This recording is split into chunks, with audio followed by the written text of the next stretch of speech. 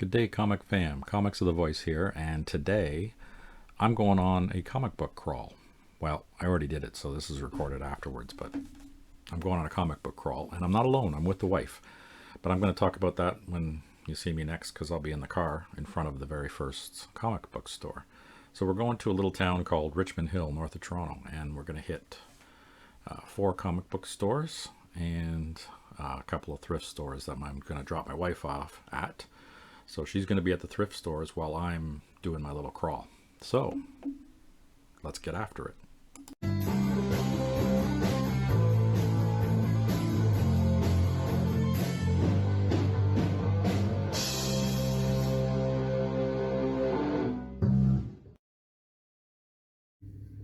Good day, comic fam. Comics of the Voice here, and today I'm on my vacation now, and I am going to do a comic book crawl.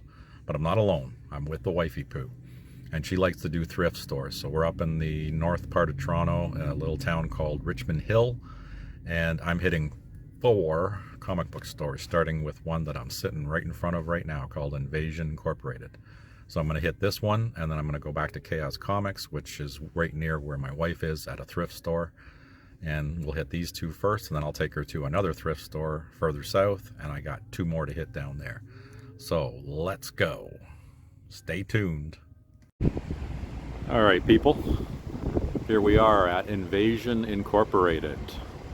Let's go check out and see what this place looks like. I got it on the widescreen, so we shall see here. And come and check out this space. Holy crap, look at this. Wow. And it just keeps going on for days. Look at this. Days and days and days. Wow. Yeah, I'm going to say the word wow probably quite a bit, because this is pretty impressive. Very impressive. And yes, I already talked to the owner, and yeah, he said I could record in here, so we're good. And I can look back at all these recordings and go, Jesus, I want all those books. All right, so we've got some books from the past here, and wonderful little drawers. Check these things out. This is cool. Oh. Now, somebody who wants this stuff for their house, now that's the type of drawer to have. That is cool. Very nice. And it curves back here. Oh, G.I. Joes. It looks like I could do some damage. And digging. Deadly Class. Wow. Oh, and these all pull out too. Holy crap. Makes life easy for digging. I like that. Wow. And we got our trades. And we go back here. And we've got modern stuff. So, looks like we've got a lot of stuff that came out last couple of weeks. This is all modern indie stuff. Image Boom. Nice. Wow. So this is the first stop on my crawl.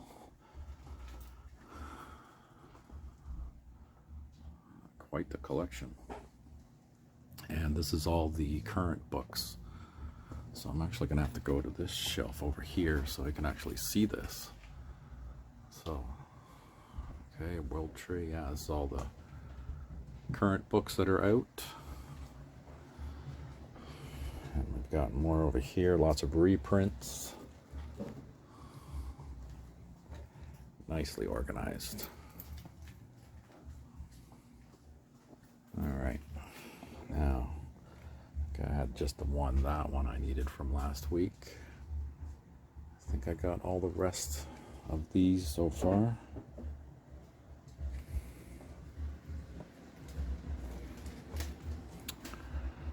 And there you have it, the first one. Alright, so I'm going to stop here and start digging, and then we'll see you guys on the next one. Alright, comic fam, first one is downed. Invasion Incorporated. Surprised, I didn't think that one was going to be as good as it was, but holy crap, it had some really cool stuff. Ended up with 4 books. So now I am heading over to a place called Kaos Komix. right next to a guy doing a lawn mowing thing. So that's going to be exciting. Wait till I don't get run over by the cars here. And they're evenly spaced out, so that's perfect. And now we're across. So Kaos Komix. Hopefully another one that I'm allowed to record inside. Comic books and toys. In this little strip plaza. So we're just off of Yonge Street in Toronto, Richmond Hill, with lots of voices and noises in the background. Okay. Wow, looks like an old-timey kind of place too. All right, let's see what I see. Okay, so here we are at Kaos Komix, and it is quite the store. Look at all this goodness. Oh, and there are bins. Look at this. Lots of stuff to dig. Tightly packed. What have we got here? X-Men, X-Force, X-Factor. Everything's nice and alphabetical. Oh, some Wonder Woman. Some Wolverine stuff. Star Wars, Suicide Squad, Justice League. Wow, quite the collection. And we got some interesting wall books. Tales of Suspense, Strange Tales, Amazing Spider-Man, some G.I. Joe action figures. That's interesting. And more books, as far as the eye can see. Wow. It looks like I'll be digging for some time in this one. And we got the case with some cool stuff in the case. What do we got here? Lois Lane, some ASM, Tales of Suspense. Oh, we got a first appearance of Kang there, I see. Some X-Men, and look at that, Mad. My personal favorite. Crazy books are good too, but I like the Mad stuff. And we got more. You're into sports stuff, action figures, toys. Man, they got it all here. Movies and NASCAR. Right on. And then we've got all what looks like the new stuff here. The latest and greatest. Very cool. All right, time to start digging. Okay, this is the final store I went to, Planet X. I didn't get a lot of footage in here and I cut it off abruptly. So here's what I have anyway. Okay, so we're at Planet X Comics. It's the next one in line. I don't think I'm going to do the Heroes one because it looks like it's just a bunch of cards now. So we're going to do this guy, and then we're going to call it an end to the crawl. So let's see what happens in this one. Man, it's a lot of stuff. A lot. Wall books are pretty good.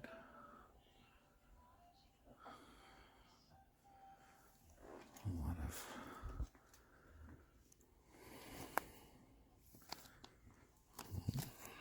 It's the first Vigilante.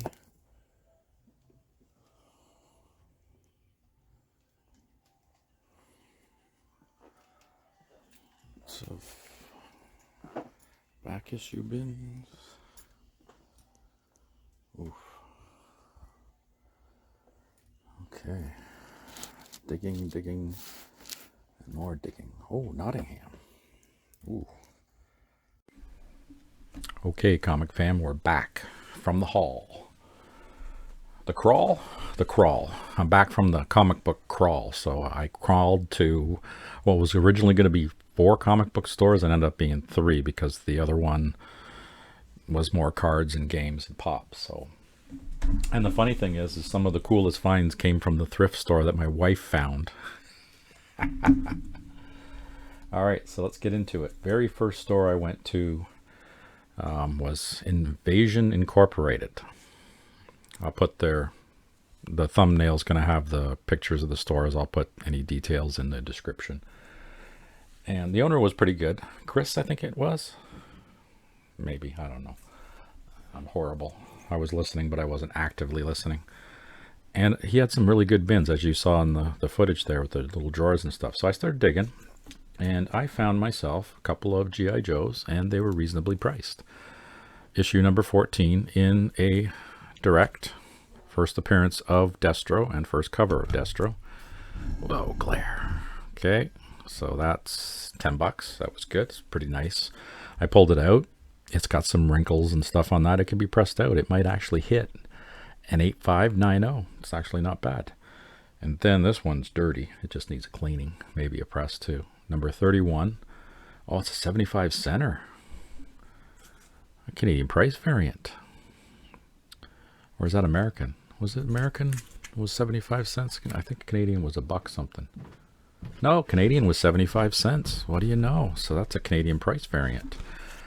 Newsstand, Canadian price variant, number 31. So these were a couple that I needed in my collection, right? Because I've got the whole thing where I'm doing newsstands and directs. So that was cool.